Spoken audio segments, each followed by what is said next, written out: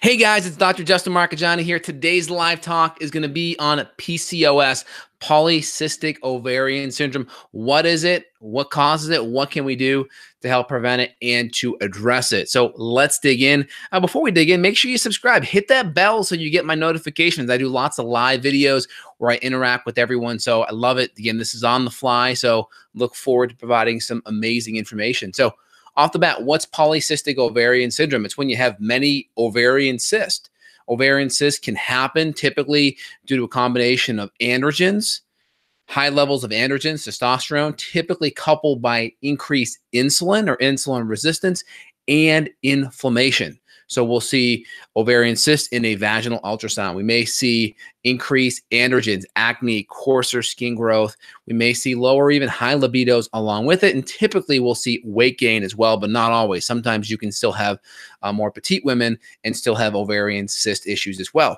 Polycystic ovarian syndrome is one of the leading causes of infertility in the United States, right? One of the hallmarks is insulin resistance. So you have two types of insulin surges. You have the type where your blood sugar goes up and stays up. People that are more on the diabetic side, they're more insulin resistant and it stays high. And then we have a more petite women that are more reactive hypoglycemics. These are the ones that ride the roller coaster up and then crash down. So each way we do it, the higher way, we tend to gain more weight and have more insulin resistance problems. But even on these surges up and down with the reactive hypoglycemia roller coaster, we can still develop lots of insulin. That upregulates certain enzymes such as 1720 lyase, which increase androgen production. Really, really important. Also, lots of stress are going to start to disrupt things because stress is going to deplete your dopamine. And when your dopamine is depleted, that can also increase prolactin, which can throw off your gonadotropic releasing hormone in the pituitary, which can throw off more signaling because now you have dysregulated estrogen, progesterone because of stress and prolactin. You have inflammation from food, from blood sugar fluctuations, from not eating enough good proteins and fats. Now you're having ovarian cyst. Now you're having more acne, right?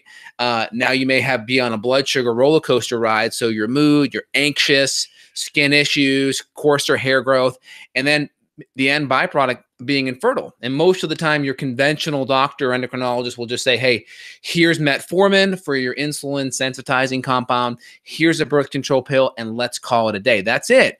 But that's not getting to the root cause of what's happening here. That's not getting to the blood sugar roller coaster. It's not getting to the inflammation.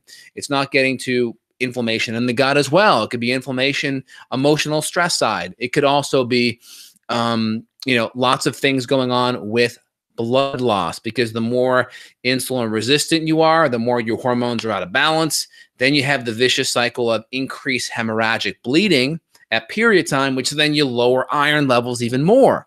Less iron, you're not going to be able to carry oxygen, less aerobic metabolism, more mitochondrial stress.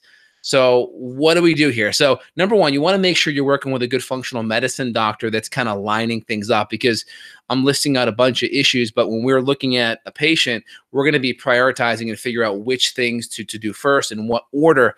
And then also it depends on, we may need to dig deeper into the adrenals, because cortisol and stress hormones can interplay because that increases blood sugar. We may have to look at the female hormones, estrogen, progesterone. A lot of times with PCOS, there can be a lot of estrogen dominance. So lower progesterone, higher estrogen in ratio. And then a lot of times we see gut inflammation as well, whether it's SIBO or a parasite infection, that can be adding to the stress load. So first thing is get your insulin resistance under control. Carbs down, good proteins and fats up, eat every 4 or 5 hours. 2, look at underlying inflammation in the gut. Make sure your digestion's good. 3, add in supplements to make sure we help with insulin sensitivity. Chromium, magnesium, B vitamins, vanadium, gymnema. These are all insulin sensitizing compounds, very helpful. Berberines as well. Get your blood, get your receptor sites more sensitive to insulin. In the past, they were numb. We're trying to get them more sensitive now.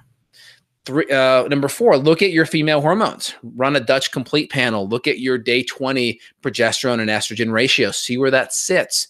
Look at your prolactin. Maybe even run an organic acid test to see how your neurotransmitters, dopamine, adrenaline, serotonin are doing, right? Low dopamine, increased prolactin, that can mess up your gonadotrophic releasing hormone.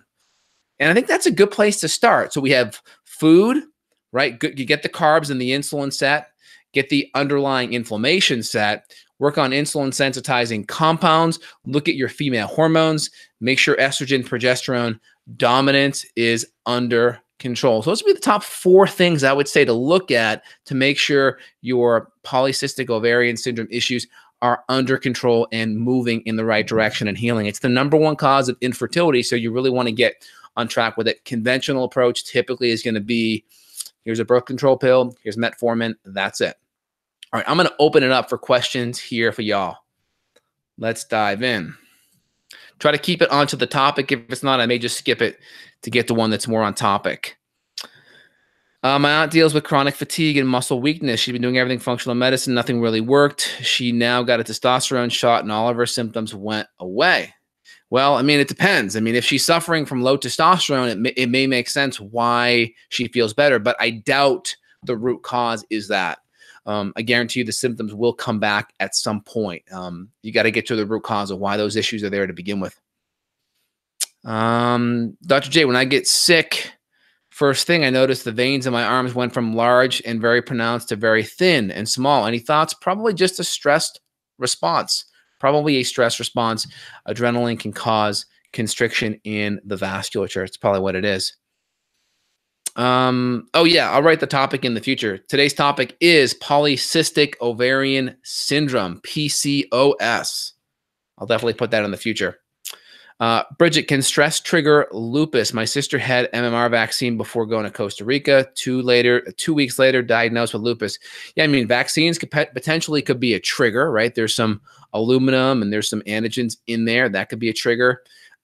Could have gotten sick in Costa Rica, could have gotten an infection or a parasite in Costa Rica. It's very possible that one of those things happened down there. All right, guys, any other questions? Let me know.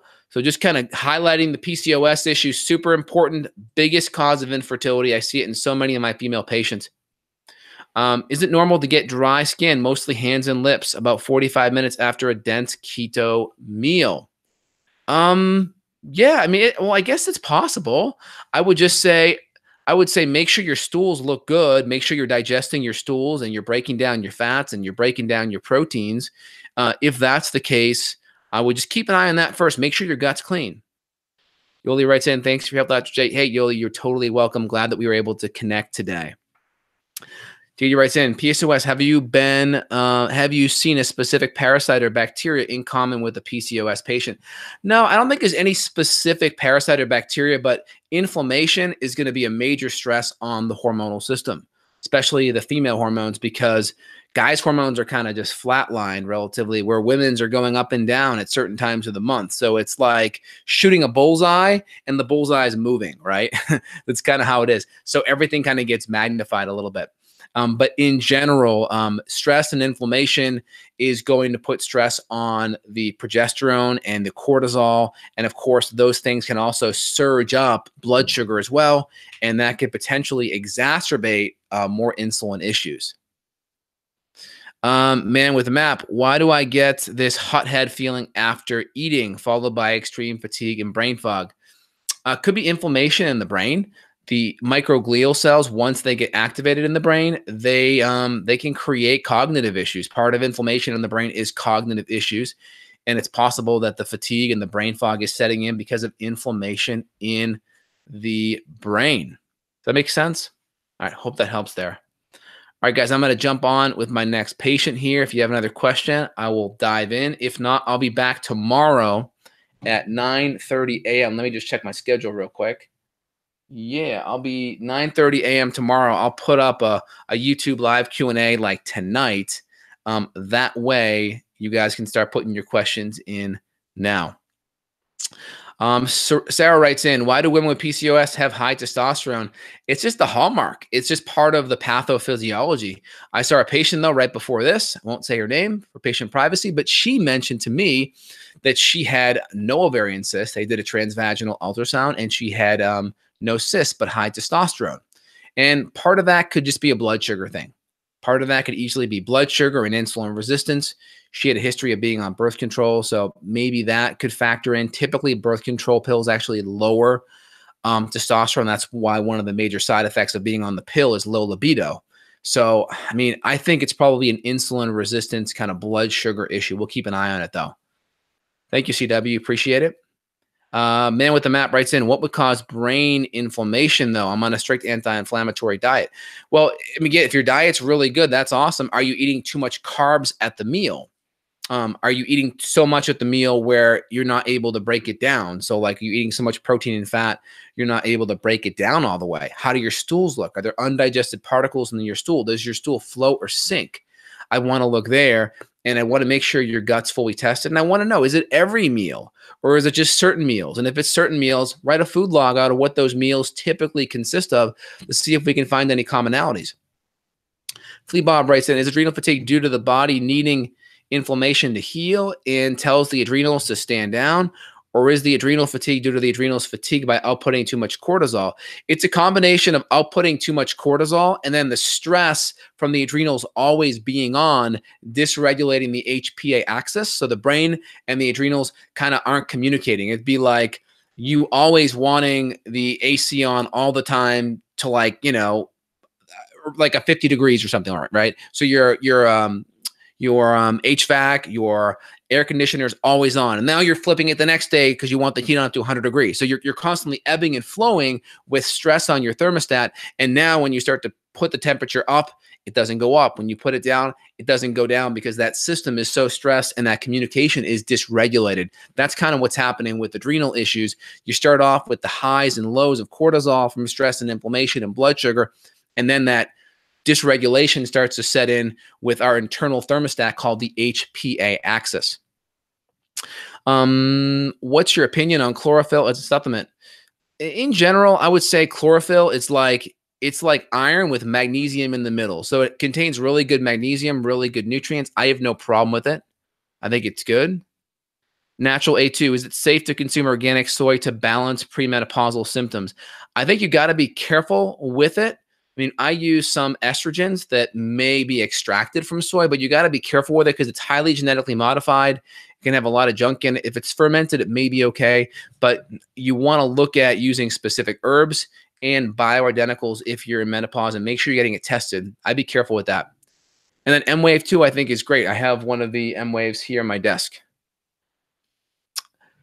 What can men do while they're younger to help promote natural sperm count? Eat organic, stay away from pesticides, stay away from Roundup, stay away from GMOs, become more of a fat burner, good healthy fats and proteins, stay away from the excess carbohydrates unless you're doing more exercise, stay away from gluten and refined sugar in general, and alcohol. I mean, if you want to have a couple of drinks a week, right, no big deal, but just keep it to a minimum.